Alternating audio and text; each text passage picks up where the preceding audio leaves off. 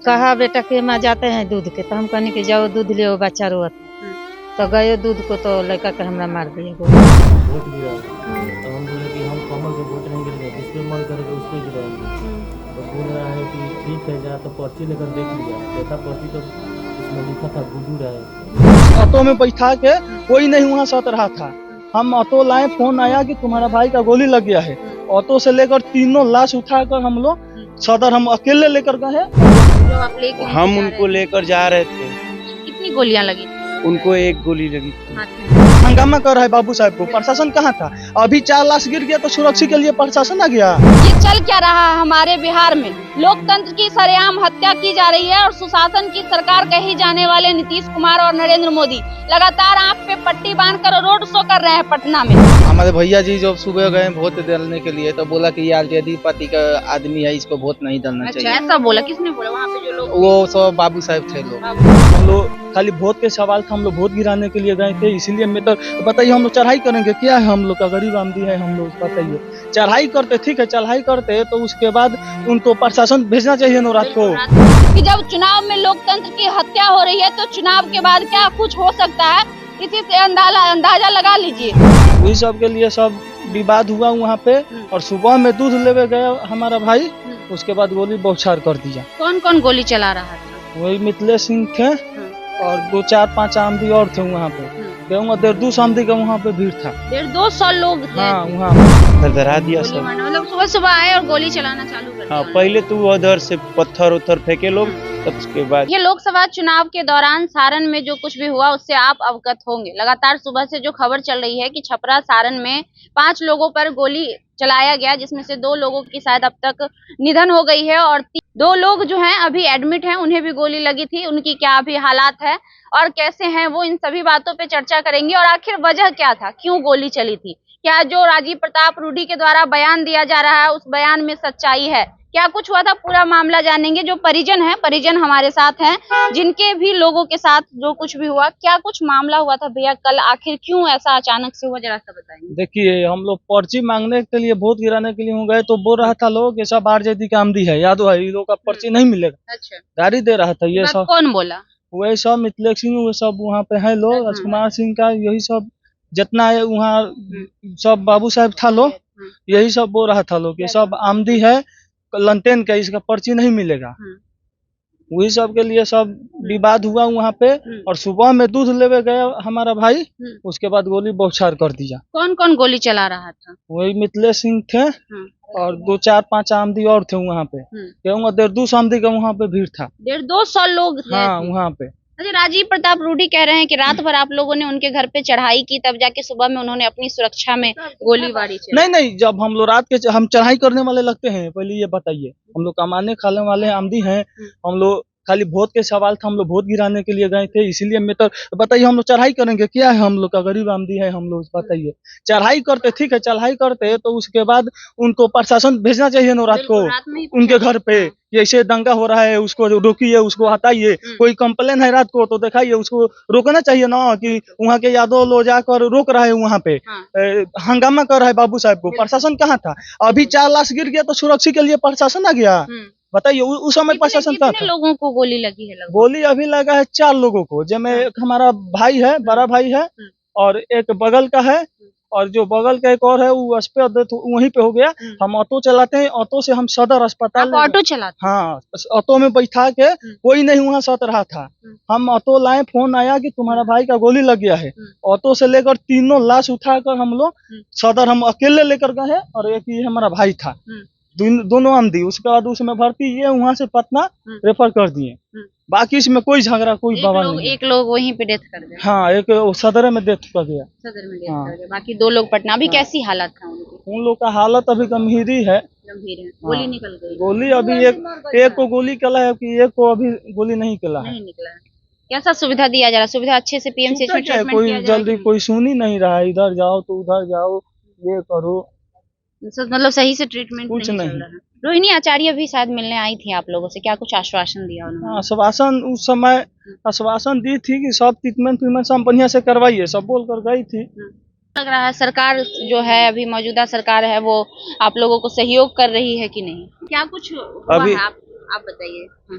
क्या सब ठीक से हो रहा है, लेकिन अभी तक वो जो उसको गोली लगी है या नहीं लगी है, इसका स्टेटमेंट अभी तक मतलब नहीं अभी मिला तक है। एक्सरे नहीं हुआ है। अभी एक्सरे रिपोर्ट हुआ है, लेकिन रिपोर्ट रिपोर्ट नहीं नहीं देखे हम लोग। रिपोर्ट नहीं, नहीं डॉक्टर है। साहब भी नहीं देखे हैं। हाँ। लेकिन रोहिणी आचार्य आई थी, हाँ। बहुत अच्छा, बढ़िया। ये जो निशान है ये ब्लड ये सब ब्लड मनोज राय का है। कैसे कैसे जो आप लेके हम उनको लेकर जा रहे थे। कितनी गोलियां लगी थी मनोज उनको राय एक गोली लगी थी को? माथे में माथे में। यहाँ निकल गया अब उनका निकला गोली। है। निकल गया। हाँ। अच्छा, और प्रशासन जो वहाँ पे है, वहाँ का माहौल क्या था? सारण का क्या माहौल था? क्यों आखिर उन लोगों ने गोली चलाई? क्या वजह था उन लोगों का गोली चलाने की? वजह यही था ना, कल वही रोहिणी दीदी आई थी, उनपे वो कुछ भी जो भी किया था उन लोगों ने, एक तो वीडियो वायरल हुआ है, हाँ। देखे हैं ना? हाँ, गाली गलौज बस करते हुए। वही। और उसके दौरान ये सब लोग बौखलाया हुआ था, है? वही राजपूत समाज के लोग जौन भी है बुखलाया हुआ था। कल आज सुबह चाय पीने के लिए वो लोग क्या करने जाएगा बाजार पे, चाहे कुछ भी दूध लाने, कोई काम पे जा रहा है, बस अचानक से आए, थरथरा दिया गोली सब। मारना मतलब सुबह सुबह आए और गोली चलाना चालू कर दिया हाँ, उन पहले लोगों तो वो उधर से पत्थर उथर फेंके लोग, तब उसके बाद ने। गोली यहाँ से भी गांव से भी लोग आने ही वाला था, तब तक तो गोली चला के वो लोग भाग गए। भाग गया सब। चलिए, आपके भी पिताजी थे ना छोटू? आपके पिताजी थे। Yes. किसने गोली चलाई थी आपके प्रताप सिंह प्रताप सिंह। और उनका बाबू का नाम बा देवी सिंह। कोई दुश्मनी था आपके पिताजी से या ना। फिर अचानक से? कोई भी नहीं। कोई नहीं। नहीं। सब वोट के कारण हुआ है कि आप लोग रोहिणी आचार्य को वोट करने वाले थे इसलिए? यस, इसी वजह से इसी हुआ। वजह से। इसी वजह से हुआ भैया कि आप लोग जो है रोहिणी आचार्य यानी कि महागठबंधन को वोट करना चाह रहे थे, इसके कारण ये सारा? हाँ, यही सब, बाकी कोई वजह नहीं है झगड़ा कोई का, वजह यही वजह है। अच्छा, जिनका निधन हो गया है उनके परिवार कौन थे? उनको मारने वाला कौन था? उनको मारने वाला सब वही बाबू साहब, जहाँ जितना था लोग वहाँ पे सब कोई मैंने इसमें। चलिए, देखिए ये जो है मासी हैं शायद, माँ है। आपके बच्चे गुड्डू यादव जो हैं आपके बच्चे बेटे हैं। हाँ, आप थी घर पे थी? हम तो घर पे है। क्या हुआ था आंटी? कहा बेटा के माँ जाते हैं दूध के, तो हम कहने कि जाओ दूध ले, बच्चा रोता है। तो गए दूध को, तो लड़का के हमरा मार दिया गोली मार दी। हाँ, तो कैसे पता चला फिर आपको? किसी ने बताया? हमारा पता चला, कोई कहा कि तुम्हारा बेटा के तो गोली लग गया है। तब ऑटो लेके बेटा के भेजा नहीं कि जाओ देखो कैसा का भइल बा, बबुआ हंगामा भइल बा। तब बेटा गया ऑटो लेके, तो 3 गो आमदी गिरे रहे, तो उठा कर लड़का हॉस्पिटल ले गया, सदर हॉस्पिटल। तो सदर हॉस्पिटल में अथी कर दिलक लो, रिटर्न कर दिलक लो, तो पटना लेके वहीं से। पटना लेके। क्या मांग होगा सरकार से आप लोगों की? क्या कहना चाहेंगे? क्योंकि आपके बच्चे हैं वो अभी इस स्थिति में हैं। हमनी के देखिए, अभी है लड़का वोट गिराए गइल बरन सा, तब उहे रोहिणी दीदी आइल बड़ी, तो ईटा चलल बा लोग, का कइले बा लोग, तो वही पर लड़का हमारा पूछलन सके हमनी के ना देम सब पर्ची। तो लड़का कहलन सा काहे ना पर्ची दिए, जेकरा जहाँ मन करे तहाँ अपन वोट गिराओ, हमनी के 2 पर्ची तो नहीं देंगे। यही पर हंगामा हो गई। पर्ची देने के बाद पर्ची, पे हाँ, हंगामा हो हाँ। गया। पर्ची नहीं देना चाहते थे वो लोग। नहीं, पॉलिसी देना नहीं चाहते ये थे। कितने लोगों के साथ इस तरह का सीन हुआ था लगभग? ये कल शाम को जो हुआ था, देखिए हम बता रहे हैं, कल शाम को जो हुआ था, तो हमारे भैया जी जब सुबह गए वोट डालने के लिए, तो बोला कि ये आरजेडी पार्टी का आदमी है, इसको वोट नहीं डालना अच्छा, चाहिए। ऐसा बोला? किसने बोला? वहाँ पे जो लोग वो सब बाबू साहब थे लोग, बाबू साहब ये आरजेडी का राजपूत समाज के हाँ, जो राजपूत समाज के थे। वो बोले कि आरजेडी का आदमी है, वोट नहीं, पर्ची नहीं मिलेगा, इसको वोट नहीं डालेगा। अच्छा, तो हमारे भैया बोले कि क्यों नहीं वोट डालेंगे, हमारा मर्जी, हम जिसको पाएंगे उसको वोट देंगे। अच्छा। तो ये लोग आपस में मतलब कि राजपूत समाज के लोग मारने लगे। 4-5 आदमी गए थे लोग, उनको लगने मारने, तो हमारे भैया चले आए। यादव समाज के लोग थे आप लोग? हाँ, हम लोग के यादव समाज के थे लोग। बाबू साहब लोग कम से कम 50-100-150 आदमी थे लोग, बूथ पे थे। तो ये 4-5 आदमी हमारे यादव समाज के थे लोग, तो वो लोग लगने लगे मारने लगे। तो ये लोग मारने लगे। तो सुबह भैया गए दूध लाने के लिए, तो वो बोला था कि तुम लोग से बदला हम लेंगे, ठीक है। तो बदला लेने के लिए वो क्या किया, भैया गए थे तो उधर से लाठी ओठी सब ईटा पत्थर सब चलाने लगा। चलाते चलाते गोली के भी लगने लगा, बौछार करने। तो हाँ, तो 2 आदमी एक्सपायर कर गए उसी समय, 2 आदमी पीएमसीएम भर्ती है। हाँ। चलिए, तो ये थी पूरी घटना छपरा सारण का। छपरा सारण में क्या कुछ हुआ हमने जानने का पीड़ित परिवार से प्रयास किया। अब तक आपने सामने वाले पक्ष की सारी बातें सुनी होगी, लेकिन पीड़ित परिवार का स्टेटमेंट आपने नहीं सुना होगा कि पीड़ित परिवार क्या कहना चाहता है। यहाँ यही होता है जनाब, हमारे समाज में एक तरफा खबर चलाए जाते हैं। इन गोदी मीडिया को अगर हम दलाल कहेंगे तो लोग हम पर सवाल करेंगे, हमें पता है, लेकिन वाकई ये दलाली करते हैं। एक तरफ का खबर चलाते हैं और एक तरफ का खबर इन्हें नहीं सूझता है। पीड़ित परिवार पे क्या बीत रहा है, जिनके बच्चे मरे उन पर क्या बीत रहा है, एक बार जरा सा सोचिएगा कि उन पर क्या बीत रहा होगा। और जब हम जाति का नाम लेंगे तो फिर आप कहिएगा कि हम जातिवाद करते हैं। तो राजपूत समाज के वो लोग थे जिन्होंने यादव समाज पे हमला किया और 2 लोगों को मौत के घाट उतार दिए। 2 लोग अभी भी पीएमसीएच में भर्ती है, उनकी हालत नाजुक है। हालांकि गोली निकल चुका है, अभी खतरे से बाहर है, लेकिन अभी भी दोनों ही एडमिट हैं और सीरियस हैं। इनके परिवार वाले हैं, क्या बीत रहा होगा जरा सा सोचिएगा इनके ऊपर। और वो सिर्फ महज इसलिए क्योंकि ये लोग जो है महागठबंधन को वोट करना चाहते थे। महागठबंधन को वोट करने के लिए पर्ची की मांग की थी और पर्ची नहीं देने पे आपस में झड़प हो गई थी। और झड़प होने के बाद कल का सीन आपके सामने में है कि पूरी गोलीबारी चली। गोलीबारी चलने के दौरान क्या कुछ हुआ, अगर इधर ओर से हमला किया जाता तो उस तरफ के भी कुछ लोग 2-4 मौत के घाट उतर जाते, लेकिन ऐसा नहीं हुआ। एक ही पक्ष के लोग यहाँ पे जख्मी हुए, एक ही पक्ष के लोग घायल हुए हैं और एक ही पक्ष के लोगों की जान गई है। दूसरे पक्ष वाले सही सलामत हैं, मौज कर रहे हैं। हालांकि पुलिस प्रशासन ने 3 लोगों को गिरफ्तार कर लिया, उसमें एक बीजेपी नेता रामाकांत सोलंकी भी है। लेकिन सवाल ये उठता है कि क्या गिरफ्तारी करने से मामला दब खत्म हो जाएगा? ये चल क्या रहा है हमारे बिहार में? लोकतंत्र की सरेआम हत्या की जा रही है और सुशासन की सरकार कही जाने वाले नीतीश कुमार और नरेंद्र मोदी लगातार आंख पे पट्टी बांधकर रोड शो कर रहे हैं पटना में, लेकिन कार्रवाई नहीं कर रहे हैं। कहा जाता है लोकतंत्र है और लोकतंत्र में हर किसी को आजादी होता है अपने हिसाब से वोट करने का, लेकिन क्या वाकई ये लोकतंत्र है जहाँ पे सरेआम लोगों को पीटा जाता है ये कहकर कि आप किसे वोट करिएगा और किसे नहीं करिएगा? जबरन लोगों को कहा जाता है कि आप फूल छाप पर वोट दीजिए, अगर आप फूल छाप पर वोट नहीं दीजिएगा तो आपके साथ बहुत कुछ हो सकता है, यहाँ तक कि आपकी जान भी जा सकती है, जो कि सारण में हुआ है। सारण ही नहीं, मुंगेर में भी हुआ। मुंगेर में भी अनीता कुमारी जो प्रत्याशी थी महागठबंधन का, उनके ऊपर हमला किया जाता है, उनकी गाड़ी तोड़ दी जाती है, उनके समर्थकों को पीटा जाता है। वहां पे भी यादव समाज के साथ सारी घटनाएं होती है। और बात कर ले सारण की तो रोहिणी आचार्य के साथ भी वही होता है, उनके ऊपर भी जानलेवा हमला किया जाता है। वीडियो बनाने वाले ये चिल्ला रहे थे कि बूथ छापने आई है।